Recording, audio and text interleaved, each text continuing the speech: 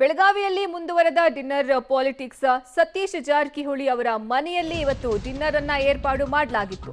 ಬೆಳಗಾವಿಯಲ್ಲಿ dinner politics ಮುಂದುವರಿತಾ ಇದೆ.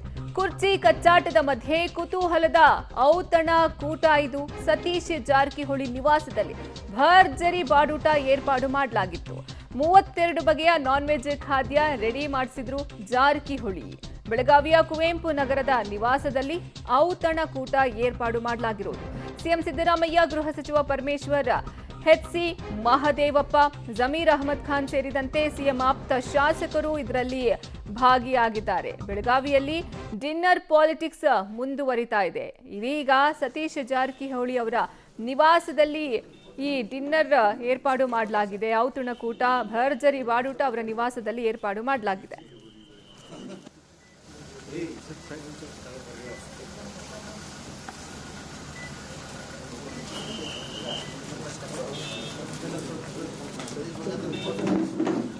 सतीश बघा सर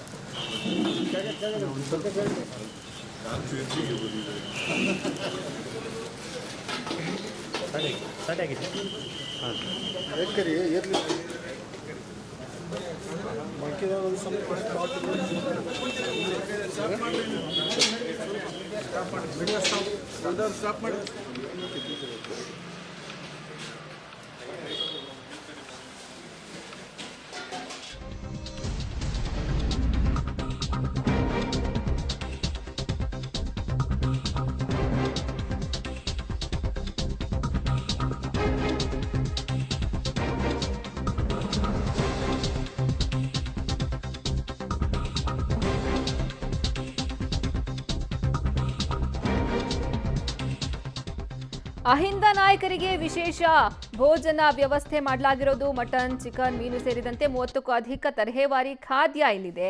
ಸಿಎಂ ದೆಹಲಿ ಭೇಟಿಗೂ ಮುನ್ನ ಜಾರಕಿಹೊಳಿ ನಿವಾಸದಲ್ಲಿ ಡಿನ್ನರ್ ಸಭೆ ಏರ್ಪಾಡು ಆಗಿರೋದು. ಯಾವುದೇ ಕಾರಣಕ್ಕೂ ಸಿಎಂ ಹುದ್ದೆಯನ್ನ ಬಿಟ್ಟುಕೊಡದಂತೆ ಒತ್ತಡ ಹೇರುವಂತಹ ತಂತ್ರ ಮಾಡಲಾಗುತ್ತಾ ಈ ಮೂಲಕ. ಡಿನ್ನರ್ ಮೀಟಿಂಗ್ನಲ್ಲಿ ಆಪ್ತ ಸಚಿವರು, ಶಾಸಕರು ಸಿಎಂಗೆ ಒತ್ತಡ ಹಾಕುವಂತಹ ಸಾಧ್ಯತೆ ಇದೆ. ಪವರ್ ಪಾಲಿಟಿಕ್ಸ್ ನಡುವೆ ತೀವ್ರ ಕುತೂಹಲವನ್ನ ಕೆರಳಿಸಿದೆ ಈ ಔತಣಕೂಟ.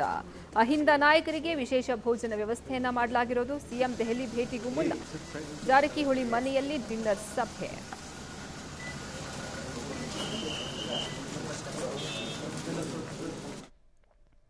ಈ ಬಗ್ಗೆ ಹೆಚ್ಚಿನ ಮಾಹಿತಿ ನೀಡ್ತಾರೆ ನಮ್ಮ ಪ್ರತಿನಿಧಿ ಭೀಮನಗೌಡ. ಲೈವ್ನಲ್ಲಿ ಜಾಯ್ನ್ ಆಗ್ತಿದ್ದಾರೆ. ಭೀಮನಗೌಡ, ಈಗ ಅಲ್ಲಿ ಏನ್ ನಡೀತಾ ಇದೆ? ಒಂದ್ ಕಡೆ ಈ ಡಿನ್ನರ್ ಪಾಲಿಟಿಕ್ಸ್ ಈಗ ಮುಂದುವರಿತಾ ಇರೋದು, ಸದ್ಯಕ್ಕೆ ಅಲ್ಲಿ ಯಾವ ರೀತಿ ಇದೆ ಅಂತ?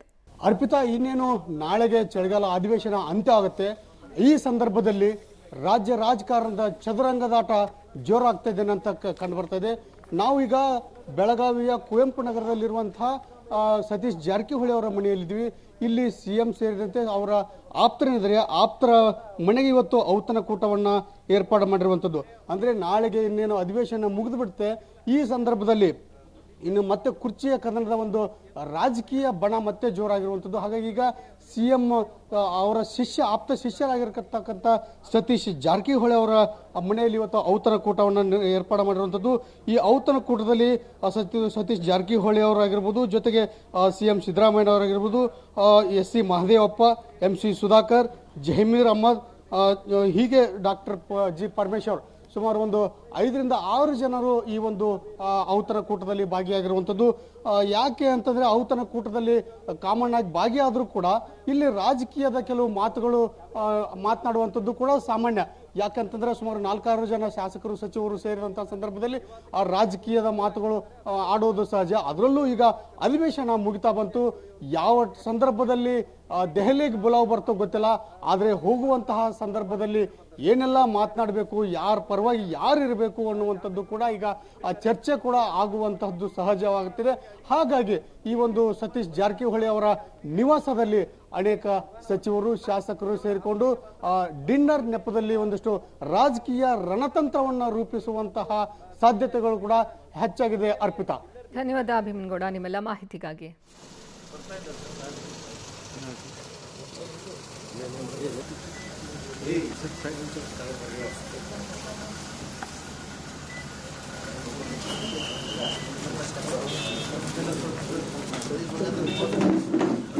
सतीश बघा सर